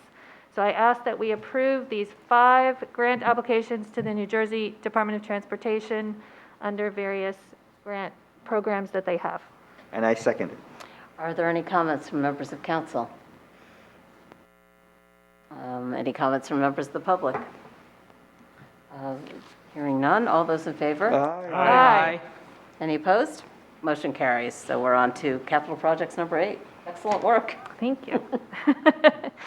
Number 8 is resolution number 7978, and this is to authorize an execution of agreement with the County of Union to modify our cooperative agreement for the community development block grants. These are grants that provide funding for different, through the Union County for different affordable housing projects, but under the parameters of the grant, there's a requirement that the city and the county enter a shared service agreement. So we're hoping that this grant will provide funding for things like Summit Youth Programs and Summit Seniors Transportation, but there's a requirement that we enter into this shared service agreement in order to be eligible for these grants, so I ask that we approve this resolution. I second it. Are there any comments from members of council? Any comments from members of the public? So we're, actually, there is one revision to this resolution as well. There was, it listed the incorrect fiscal year, so we have a corrected version of this resolution, so we will vote on it as amended. So all those in favor of the resolution as amended? Aye. Any opposed? Okay, motion carries. Capital project number 9. Thank you, Council President. This is resolution number 7985. This is to authorize application and receipt of New Jersey Department of Environmental Protection Site Remediation Program remediation funds for the firehouse lot. So there needs to be a preliminary investigation report done on this property because of the chemicals and different hazardous materials that are sometimes used by the fire department. So we are applying for funds under this program to perform that preliminary investigation report for the project. That will be used as a part of the sale negotiation with the developer. So I ask that we approve this resolution. Second it. Are there any comments from members of council? Councilmember Allen. I have a question. What if we find something that is not good? Like I'm not a environmental lawyer, but it's I 100 play years. one on TV, actually. And I used to play one on TV. I used to play one on TV. I bet you have Geico, too. So, no, but in all seriousness, if there's something, what if they find something, this is a 100-year building that's coming down, are we going to incur those costs, or does the developer? So, through you, Yeah, if go you ahead, don't. Councilman. So, again, this is one of those things that I think, I will talk in generalities because this is always a negotiated issue, right? So, in a negotiation on environmental issues, one can have it so this way the purchaser takes the cost of it, they reduce the purchase price, there's ways of trying to figure that out. You know, the person selling the property has to take the cost of it. You can put in an escrow. There's many different scenarios that one could work through over it. Part of what's good about this is, really, this is not atypical that one would need to, certainly this is not at all atypical that one would need to do this kind of analysis for the property. And so somebody has to do it. They're not going to purchase it otherwise without knowing that. And then the question is also, you know, it's not as if somebody's going to build on the site as is. They're going to have to dig up the ground anyway. And so again, this is all part of the negotiation and something that we will kind of almost like a bridge. If we need to cross it, we'll get there. And it can be resolved. There's various mechanisms. So I'm not trying to avoid answering the question, but kind of am because one doesn't want to, again, this is part of the negotiating strategy, and one can have many different options, if you will, to try to address it.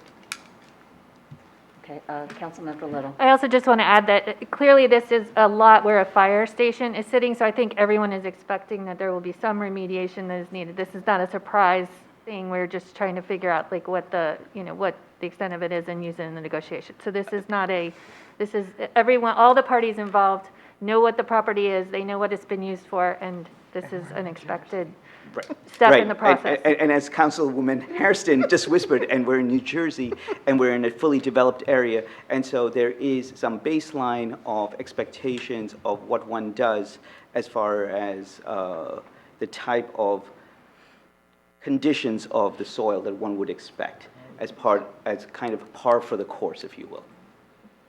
And let's just add, these developers have done a lot of work in New Jersey and in northern Jersey. So this is not going to, I don't think nothing's going to surprise them. This is not a brownfield. Well, let's not get into that. Let's just go with the fact that this is nothing's going to surprise them. Right, I mean, this is, right. Right. Yep. Okay, so with that, are there any other comments? Okay, so all those in favor? Aye. Aye. Any opposed? Motion carries. So we're moving on to the final capital projects. Thank you. resolution. The last capital projects resolution is number 7988, and it's to amend the professional services agreement for our 2021 redevelopment attorney to allow for additional fees of $45,000. At the beginning of the year, the city entered into an agreement for a not-to-exceed fee of $30,000 for the purpose of providing legal services for the Broad Street redevelopment. We have an excellent redevelopment attorney in Maricidi and Falcone. The project has really taken off more than we expected through this year. We didn't know really what to expect coming out of the pandemic, and in consequence, the attorneys have been working much harder and longer hours than we had originally anticipated. So we are amending the contract. However, I do want to note that all the costs associated with that contract will be reimbursed by the developer through the escrow account. So although we're authorizing the additional fees, it will eventually come out of the escrow account paid by the developer. So I would ask that we approve this resolution. I second it. Are there any comments from members of council? Councilmember Allen. I just have a question, because you said everything gets paid through the escrow. So if something happens and the project, there's a, portion of the project doesn't go through, what happens to those funds? Do we end up They will, the redeveloper under the agreement will up to the point where anything that we spend up to the point where we have a breach with them, if they walk away or we walk away, anything up to that point that's spent under the agreement will be paid. Be paid, all right. So if we spend it now and next week they decide they're not interested anymore, please don't let that happen. Yeah. But then they'll pay for it. Okay, okay. I'm just, to your point, Council President, the conditional designation agreement, which is on the city's website, lays out exactly the parameters of how that works. So it's all there as far as it's in a written agreement.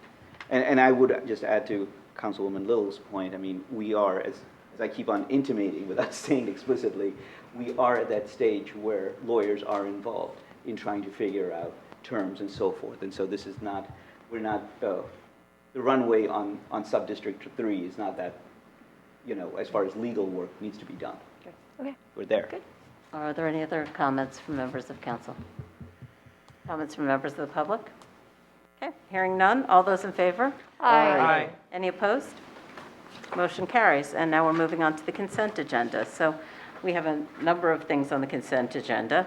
If there is nothing that anyone feels the need to discuss, we can take it as one entire item. So do I have a So motion? moved. Okay, do I have Second. a second? All those in favor? Aye. Aye. Any opposed? Okay, motion carries. So we're moving on now to council members' comments and new business. Does anyone have anything they want to say? Councilmember Naidoo. Thank you, Council President. I just want to reiterate the thanks to all the folks who worked for the 4th of July. I think it was an incredible event. I was there for both the morning and then for the fireworks, and that fireworks display, the music beforehand and the fireworks display was really incredible, and I know that is a lot of hard work, that we had a safe and really beautiful event, and we really lucked out with the weather, given, as you can see tonight, versus also Saturday night. The only other thing I want to just comment on briefly is about our budget that we passed, and I know this year was very challenging, not only vis-a-vis getting the part of the reason we're sitting in July and doing this budget rather than when we typically do it, which would be in April or May, really, and getting it approved, was a hiccup that was related to bureaucracy in Trenton. And I want to give a shout out to Michael Rogers, who worked tirelessly in order to try to resolve this situation where Trenton, the bureaucrat there, or bureaucrats, if you will, plural, were reading the federal statute incorrectly. And to that point, I also want to give a shout out to Congressman Malinowski's office, who really came and helped us a great deal with resolving this issue to the city's benefit. So I want to do that as well. So thank you, Council President. Any other comments? Councilmember Little. Thank you. I wanted to point out, I thought this is what you were going to talk about, but I'll just pick up the ball. Councilmember Naidoo posted this morning our current stats on our COVID vaccination rates here in Summit, and they're really remarkable because I've been watching this very closely. But the current vaccinated with at least one dose is 76% of our entire population. That's 95% of adults over 18 in the city. And fully vaccinated, we're at 69% of our entire population and 87% of adults over the age of 18. So one, thank you to all the Summit residents who've been, working so hard to keep each other safe and now taking this really important step. But I also wanted to give, we're giving out lots of thanks tonight, but we are very grateful coming out of this pandemic for all the hard work that's been done by the city staff. But I wanted to thank Director Ozorowski. The event that was put on for July 4th was just incredible. Your staff did so much work after the year off and having this huge event, pivoting again, trying to revamp this and putting this on. It was, by all accounts, incredibly successful. Everyone had an amazing time. And your staff's pivoting all their responsibilities over the pandemic to assist Grace, to open up the vaccination center and work with Atlantic Health, and to do all those things have really meant a lot, and we're seeing it pay off. And then the pool and the golf club have just been, crazy busy. The numbers are like we haven't seen in years or if ever. So the entire community program staff and Director Ozorowski, I want to thank them because really we went from 0 to 60 in a lot of different areas. And you took your original jobs, you pivoted to all new jobs, and now you're pivoting all the way back. And I know, we see that and we thank you and we recognize all the hard work and success that your program is making sure happens in Summit. So I just want to say that. Thank you, Councilmember Little. I completely agree with that. I also wanted, as a follow-on, we have 3 pop-up vaccination clinics coming up for those who have not yet gotten vaccinated. July 14th from 2 to 4 at City Hall, July 16th from 10 to noon at City Hall, and July 18th from 8 a.m. to 10 a.m. at the Farmers Market. So I don't have details. I suspect you can find them on the city website about, I think it's just a walk-in, correct? Yep. So those are just more opportunities to get a vaccine if you have not yet done so. So I hope everyone will make use of that. And are there any other comments from members of council? Nope. Okay. Well, with that, I will close this meeting. Do I have a motion to adjourn? Second. Okay. All those in favor? Aye. Good night. Thank you all.